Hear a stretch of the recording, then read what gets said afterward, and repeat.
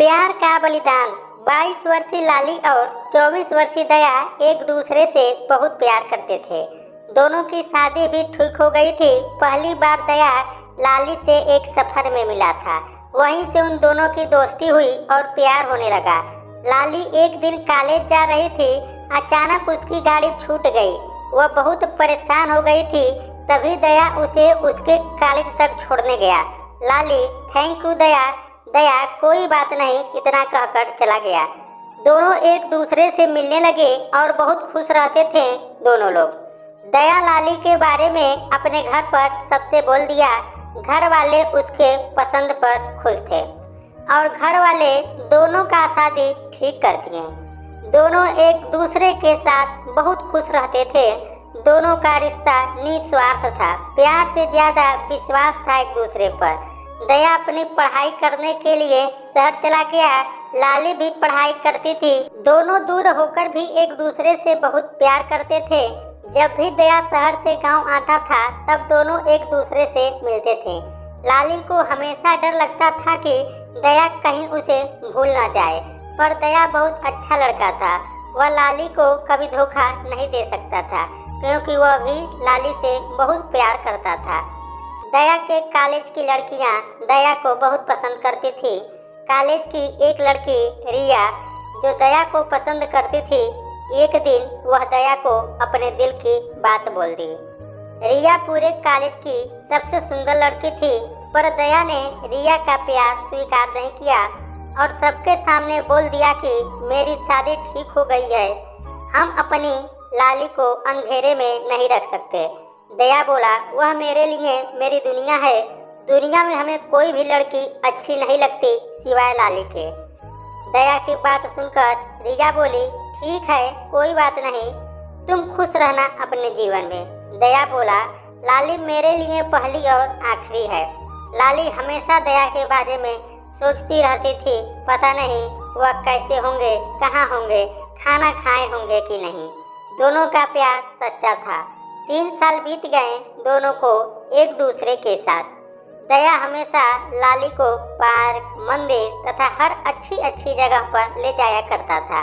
दोनों एक दूसरे से ज्यादा बात नहीं कर पाते थे, पर प्यार बहुत था दोनों में। दया कभी भी लाली को दुखी नहीं देख सकता था। वह लाली के लिए हमेशा गिफ्ट लाता रहता था, पर लाली को गुस्सा आता था। वह दया से कुछ लेना नहीं चाहती थी। उनके लाइफ में कुछ खास बात थी।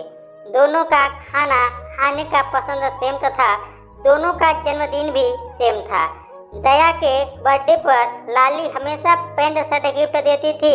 वह चाहती थी कि दया उसका दिया हुआ कपड़ा पहनकर केक काटे और दया भी वही करता था जो लाली चाहती थी।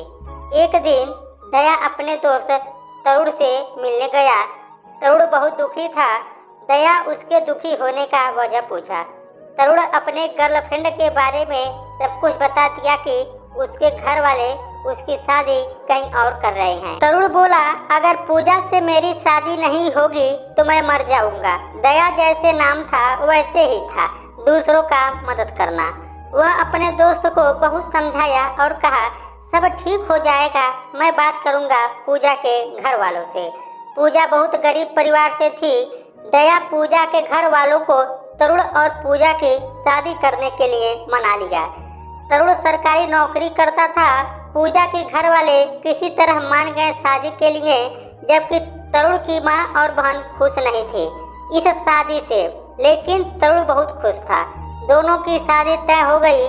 कुछ महीने बाद तरुण और पूजा की सगाई होती है और सगाई हो जाती है, लेकिन तरुण की बहन शादी से खुश नहीं थी। वह पूजा को पसंद नहीं करती थी। घर वालों के बातों को मानकर तरुण भी पूजा से सगाई तोड़ देता है। सगाई टूटने से पूजा के पिता को हार्ट अटैक आ जाता है और उसकी मां को पैरालाइज हो जाता है। दया उन लोगों की हालत देखकर बहुत टूट जाता है और वह खुद को दोषी मानता है। पूजा की हालत का जिम्मेदार वह खुद को मान रहा था कि मेरी वजह से उसके माँ बाप का यह हाल हुआ। दया अपने दोस्तों से कहने लगा कि तरुण अच्छा नहीं किया पूजा के साथ, मैं उसे कभी माफ नहीं कर पाऊंगा। लाली को जब पूजा के बारे में पता चला तो वह दया से कहने लगी कि आप पूजा से शादी कर लीजिए, उस बेचारी का सहारा बन जाइए। शायद आपके सहारे से उसके माँ बाप कुछ दिन और जी सके। दया लाली को छोड़ना नहीं चाहता था क्योंकि वे दोनों एक दूसरे से बहुत प्यार करते थे। दया बोला, तुम कैसे रहोगी, हमसे यह नहीं हो पाएगा, हम मर जाएंगे तुम्हारे बिना। दया और लाली दोनों लिपट कर रोने लगे। लाली के बहुत समझाने पर दया किसी तरह पूजा से शादी करने के लिए मान गया। लाली बोली, अगर हमारी वजह से किसी को सहारा मिल जाए तो कितना अच्छा रहेगा। लाली अपने प्यार का बलिदान कर देती है पूजा के परिवार के लिए।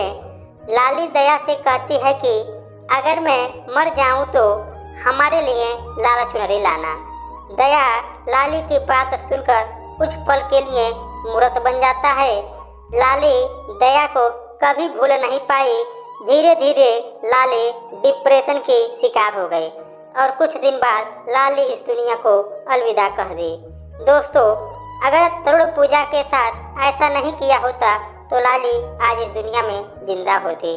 तो आप लोगों को यह स्टोरी कैसी लगी, अपनी राय हमें कमेंट बॉक्स में दीजिए। यदि आप लोगों को यह वीडियो अच्छा लगा है तो प्लीज़ दोस्तों वीडियो को लाइक कीजिएगा, शेयर कीजिएगा और हमें कमेंट बॉक्स में भी बता दीजिएगा कि आप लोग किस प्रकार की स्टोरी देखना पसंद करेंगे। तो मिलते हैं इसी प्रकार के एक नए वीडियो के साथ। तब तक के लिए नमस्कार, जय हिंद, जय भारत।